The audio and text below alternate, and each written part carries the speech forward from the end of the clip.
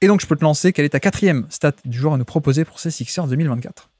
Alors, ma 4e stat, c'est 35%. C'est 35%, c'est le pourcentage de paniers assistés au cercle de Tyrese Maxey. Alors, j'ai pris un peu le côté positif sur Tyrese Maxey. J'aurais pu aussi citer son pourcentage à 3 points qui est son moins bon en carrière et qui fait un peu baisser son efficacité globale, son nombre de points par tir. J'aurais pu citer plein de choses. Voilà, je l'ai 37,7%. Hein. Alors, il y a sa saison rookie, mais depuis 3 saisons, il était il était au-dessus de 43%. Cette année, 37,7%. Un peu moins assisté aussi, mais voilà, j'ai choisi le pourcentage de paniers assistés au cercle de Tyrese Maxey, parce que c'est vrai que, alors, ce que j'ai trouvé, il y a beaucoup de choses qui sont pas forcément très intéressantes, notamment l'efficacité sur la fin des drives, je trouve, où il est pas forcément élite, mais ce que je trouve assez intéressant, c'est ce côté, en fait, à quel point aussi le système lui a permis de faire ça, mais à quel point il arrive à exploiter sa vitesse pour avoir une certaine en fait fréquence de tir au panier qui est plutôt intéressante. Par exemple, sur Cleaning the Glass, voilà, 31%, c'est pas incroyable, mais il est quand même dans le 65e centile des point guards en termes de fréquence au panier, et tout en étant moins assisté que les saisons précédentes.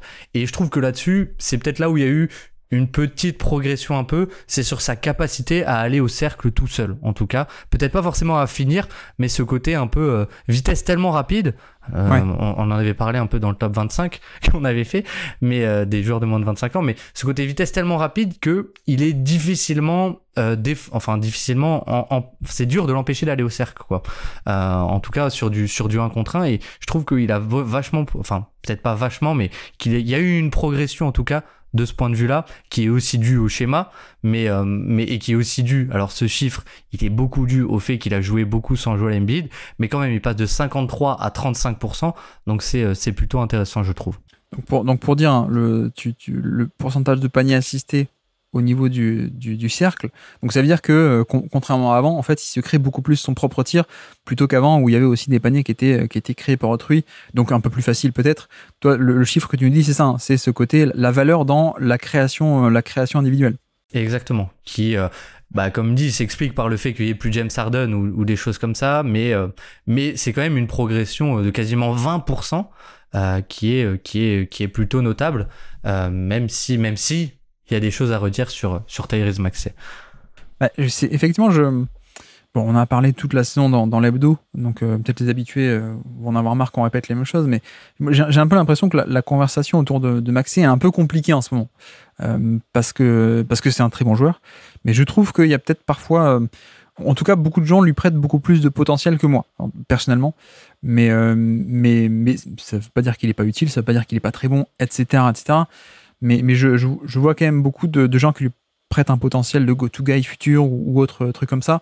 C'est vrai que moi je suis un peu plus bas, mais notamment sur Drive, c'est vrai que ce qui est bien, c'est, voilà, on l'a décrit, hein, la fameuse weave offense de Nick Nurse, donc beaucoup de jeux de dribble and off dans le périmètre avant d'attaquer, beaucoup de tiens je te passe la balle et je vais à gauche, toi tu vas à droite, etc. 3-4 fois avant d'attaquer.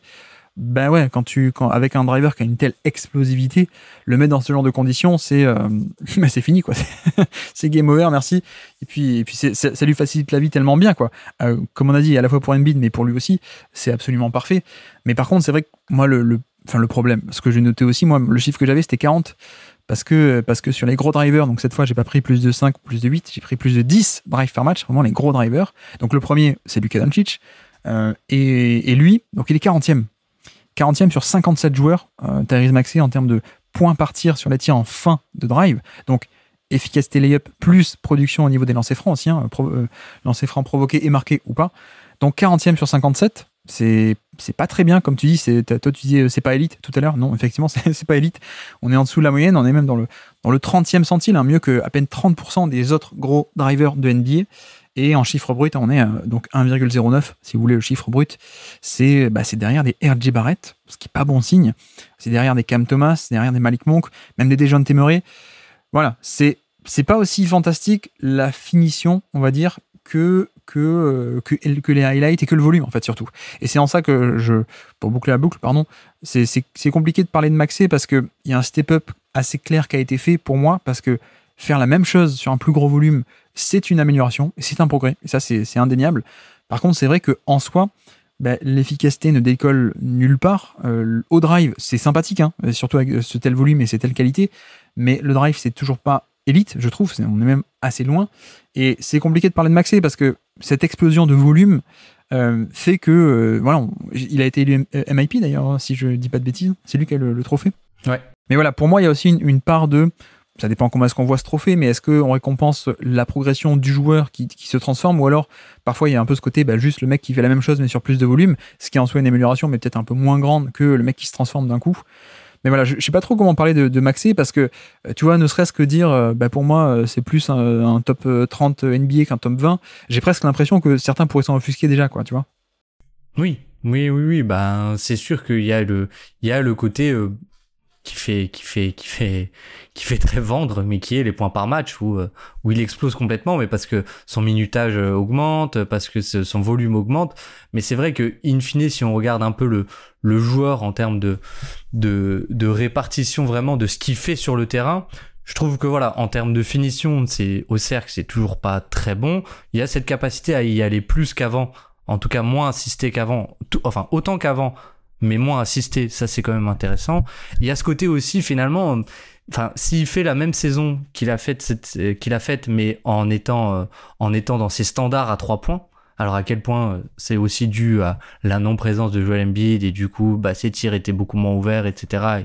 Il était beaucoup plus ciblé. C'est sûr qu'il y a une discussion à avoir là-dessus, mais en fait là où c'est compliqué, c'est je me dis, si on a un joueur qui est dans ses standards à 3 points, peut-être qu'il fait encore une saison à 104, 105 de true shooting plus sur cette fois un quasiment 30% d'usage et peut-être qu'on est plus clément, nous entre guillemets, ceux qui apportent beaucoup de valeur à ça, mais je pense qu'il y a des limites qui sont assez claires, qui sont la finition au cercle et le passing et la défense, qui sont quand même, je trouve, assez indéniables, quoi. Assez indéniable. Je sais pas comment tu te situes toi sur son passing, mais je trouve qu'on a un peu ce phénomène Embiid de il profite d'avoir peut-être lui encore plus de répétitions et dans des meilleures conditions pour trouver mieux ses partenaires, mais notamment le pick and roll Embiid Maxey, bon peut-être que là-dessus il a progressé, je veux bien l'avouer, mais je pense que on n'est pas sur on est en fait sur un joueur très valuable,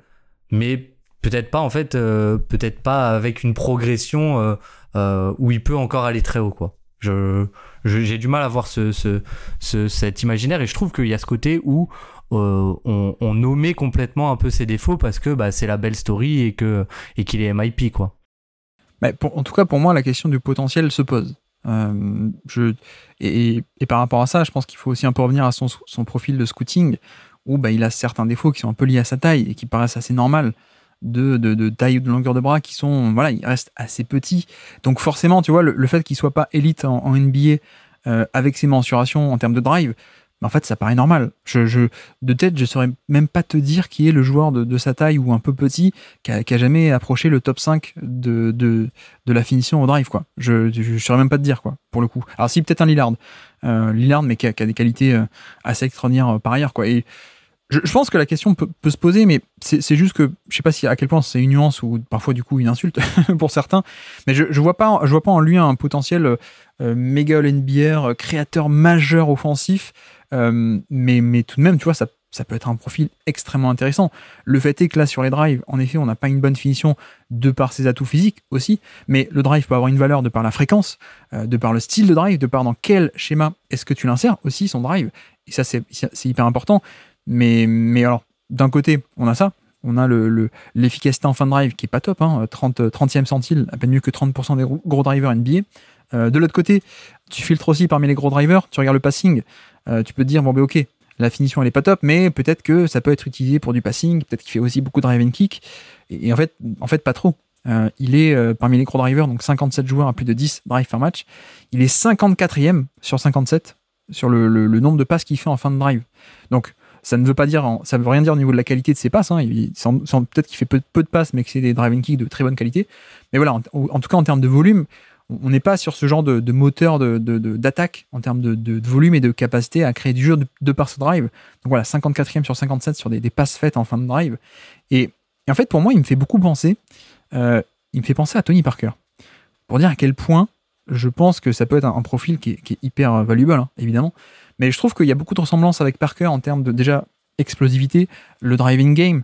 Pareil, Parker n'a jamais été fantastique en termes de... Voilà, il n'a jamais approché l'efficacité de LeBron ou de mecs comme ça de l'époque. Mais je trouve qu'il y a beaucoup de ressemblances en ce sens où c'est des petits meneurs sur le drive, hyper tranchants, hyper explosifs, qui ont en plus une bonne finition au panier. Hein, les deux ont très bon toucher de balle, je veux dire, à quelques mètres du panier sur le flotteur, etc. Et qui, tu vois, Parker, pour moi, c'était un peu la première étincelle d'un système des Spurs qui était très collectif. Et en fait, Parker n'a jamais eu le côté création, passing, où un peu, voilà, il n'aurait jamais pu être LeBron dans un schéma à la LeBron ou un James Harden ou ce genre de truc. C'était pas du tout un chapeau de playmaking, de création pour autrui ou de manipulation de défense et tout ça. Donc il y avait un passing qui était limité. Mais en fait, il a réussi à être un joueur extrêmement valuable parce que il y avait un système des Spurs et beaucoup de collectifs, beaucoup de passing, etc. On le connaît. Et lui, c'était un peu la première étincelle, en fait. Celui qui crée le décalage de par son slashing explosif. Et je pense qu'il y a un peu des similarités à faire avec Maxey, qui, lui, pareil, n'est pas un créateur en soi qui est si génial que ça pour du passing, mais même pour du propre scoring, qui n'a pas non plus des tonnes qui a un bon toucher de balle, qui a en plus beaucoup plus de shoot que Parker, je veux dire.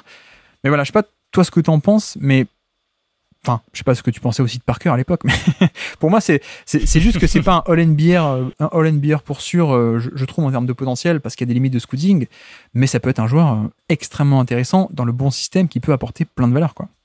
Bah, pour rebondir un peu ce que tu as dit au tout début, mais ce côté, ouais, peut-être pas forcément All-NBA, bah, je pense qu'aussi l'arrivée de Paul George va un peu dans ce sens-là, mine de rien.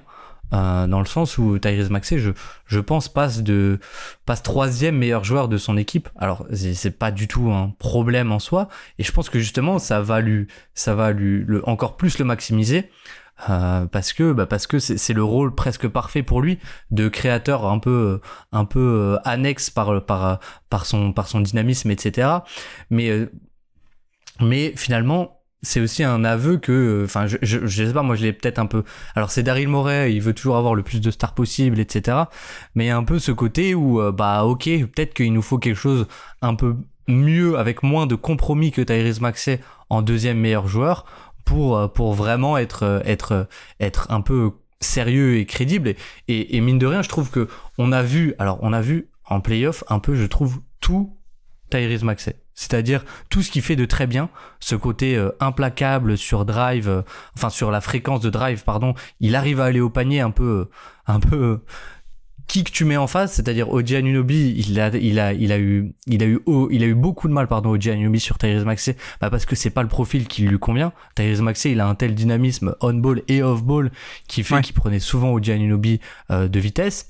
Puis après, on a aussi vu l'ajustement des Knicks qui l'a un peu mis à mal, c'est-à-dire on met Donte DiVincenzo et on l'oriente que sur sa main gauche, et c'est vrai que la fin de série de Tyrese Maxey, alors mis à part son coup de chaud improbable, mais même c'est dans son match 5, il fait pas forcément un très bon match à part ses 7 points en 7 secondes, mais justement parce que on commence à plus le scouter et l'orienter sur sa main gauche, et il a beaucoup plus de mal aussi à trouver ses joueurs, à trouver ses coéquipiers sur du pick and roll ou sur des choses comme ça, et il a beaucoup plus de mal à finir aussi, puisqu'il a pas un peu ce côté où il peut finir main droite sur le flotteur si jamais l'intérieur arrive en aide, ou s'il peut finir au panier si l'intérieur n'est pas là, tout simplement. Sur sa main gauche, il a beaucoup plus de mal. Donc voilà, et en fait tout d'un coup, je trouve son impact sur le côté création pour lui et pour les autres, parce que passing, il a aussi beaucoup plus de mal une fois qu'il est sur sa main gauche. Ça s'est beaucoup ressenti, sans même parler de sa défense, où il a été beaucoup plus ciblé. Alors je trouve qu'il a pas fait une si mauvaise série défensive, parce qu'aussi le profil Jalen Brunson, c'est quelque chose qui lui allait, mais il a quand même été beaucoup plus ciblé dans des mismatchs. Et si on recoupe avec l'année dernière, face aux Celtics, c'est vrai que je trouve que en 2023, du coup, il avait été un vrai problème défensif où les Celtics l'avaient ciblé en permanence. Donc voilà, je trouve qu'il y a quand même des gros compromis, enfin peut-être pas des gros, mais il y a des compromis avec Tyrese Maxey qui font un peu baisser sa valeur de scoreur qui est pourtant, je veux dire, qui est indéniable, quoi. Alors après, en plus, il peut largement progresser. Hein. Je parlais de Lillard, qui là en fin de carrière a réussi alors pas cette année 2024, il a été moins bon, mais en fin de carrière, là, depuis 4-5 ans, il a réussi à s'insérer parmi les meilleurs drivers d'élite de NBA en termes de finition notamment. Pourquoi ? Parce que c'était la concordance de toujours aussi explosif et en plus développer la finition au panier. Au début de carrière, le toucher, la finition, elle n'était pas aussi bonne qu'avant. Et puis aussi le côté lancer franc en fait. Hein. Lillard il a développé ça de manière assez incroyable. Et c'est ce qui manque un peu à Maxey, je trouve. Où je pense que c'est assez bien résumé en disant que en fait, il peut aller au panier un peu à volonté contre n'importe qui. Par contre, une fois qu'il arrive au panier, ça veut pas dire que la finition, il va pouvoir la réussir. Mais en fait, il a une telle capacité de pénétration. Il peut s'infiltrer à peu près n'importe quand, n'importe comment, contre n'importe qui, pour aller proche du panier. Mais par contre, c'est vrai qu'ensuite, il n'a pas trop le côté puissance, il n'a pas trop le côté taille. La finition au panier, elle, n'est pas implacable. Et je pense que c'est un peu l'idée générale pour moi, c'est qu'on n'a pas un scoreur implacable, un peu un scoreur à volonté, comme d'autres superstars NBA peuvent l'être, en fait. Hein. Et tu vois, pour moi, il y a une stat qui illustre parfaitement ça. C'est la différence entre isolation et pick and roll. Et c'est là-dessus où, je peux dire les chiffres, après je détaillerai, mais isolation de 3 par match à peu près, et on est à 0,84 points par possession. On s'en fiche du chiffre, mais en gros, c'est dans le 35e centile, à peine mieux que 35% des joueurs NBA en isolation. Par contre, pick and roll, plus de 8 possessions par match terminées sur pick and roll en tant que porteur de balle. 1 point par possession, c'est dans le 87e centile. Voilà. Et pour moi, c'est exactement ça. C'est exactement ce genre de joueur qui, en fait, il leur faut un écran pour un peu créer le décalage, pour un peu créer la séparation et être optimisé et lancé. Alors que sur isolation, il fait partie de ces joueurs qui, pour moi, tu les mets isolation pure, 1 contre 1. Il y a des limites, mais des limites aussi parce que taille, parce qu'envergure et parce que, voilà, sans écran, vrai pur 1 contre 1, il n'a pas autant de capacité, je trouve. Donc voilà, cette différence isolation pick and roll et comme dit, je pense juste qu'il n'a pas ce potentiel de All-NBA First Team, go-to-guy, création pure. Par contre, ça peut être un profil absolument extraordinaire avec, comme dit, j'attends, moi, des progrès au niveau du drive. Ça peut venir, ne serait-ce que sur le côté puissance, agressivité pour les lancers francs, parce qu'en plus, il a un toucher fabuleux. Donc, je pense qu'on peut continuer là-dessus. Je pense que le passing, comme dit, je m'attends pas non plus à du passing de manipulation de haut niveau qui va venir, mais mieux optimisé, dans un meilleur spacing. On n'a pas parlé du spacing encore, mais qui pourrait être mieux. Je pense qu'on peut avoir un peu comme ce qui est devenu Tony Parker en fin de carrière, en tout cas dans son prime, c'est-à-dire pas un passing de folie, mais son scoring et sa création de décalage a été mise au service d'un collectif qui ensuite arrive à l'exploiter. Donc voilà. Et puis on n'a même pas encore développé, mais en effet, l'efficacité au shoot général, elle est pas très bonne. Mais pourquoi ? Parce qu'il a pris plus de pull-up que d'habitude. Et ça, je pense que c'est un peu un côté. Embiid n'était pas là, donc on a un peu dû forcer au niveau de la création, justement. Tu vois, je te disais les chiffres d'isolation qui n'étaient pas très bons. Voilà, parce que il peut pas sur isolation et sans écran, il peut pas aller au panier à volonté ou faire ce genre de truc et scorer comme il veut. Donc il prend le pull-up qui est un peu sa meilleure arme, quoi. Et là-dessus, 5 pull-up à 3 points par match, c'est énorme, 33% d'efficacité, c'est en dessous de la moyenne, c'est pas hyper bon, mais je pense qu'il y a un peu un côté volume qui aurait pas dû être là. Par contre, et ça c'est quand même extraordinaire avec son profil, un mec qui est à ce point explosif sur drive, qui en plus de l'autre côté est aussi à 44% sur des catch and shoot à 3 points. C'est là que le profil est génial, quoi. C'est ce combo de driver explosif plus shooter et un des meilleurs shooters de NBA. Pour dire 44% catch and shoot à 3 points, minimum 3 par match, donc pour prendre les gros volumes, en fait c'est le 5e de NBA. Voilà, c'est tout simplement le 5e meilleur joueur de NBA sur les catch and shoot à 3 points. Derrière Norman Powell, Grayson Allen, Paul George, tiens, et puis Stephen Curry. Et donc le 5e, c'est Tyrese Maxey. Et c'est le cas depuis le début de sa carrière. C'est, je pense, un des meilleurs shooters de NBA, peut-être même un peu sous-estimé du coup, parce qu'on a cette image du drive, alors qu'en fait, il y a aussi un shoot de très haut niveau. Donc voilà, c'est un profil, à mon avis, qui ne peut pas être le profil, un peu en attaque transcendant, je suis le système, mais ça peut être un complément parfait, je trouve, dans un certain système de jeu, avec son shoot, avec son drive, à côté d'une autre mégastar, c'est à peu près ce que tu veux, quoi. Merci d'avoir écouté cet extrait. S'il vous a plu, l'émission complète est disponible en description et on se donne rendez-vous sur le feed principal du Basket Lab pour l'intégralité des podcasts. À bientôt.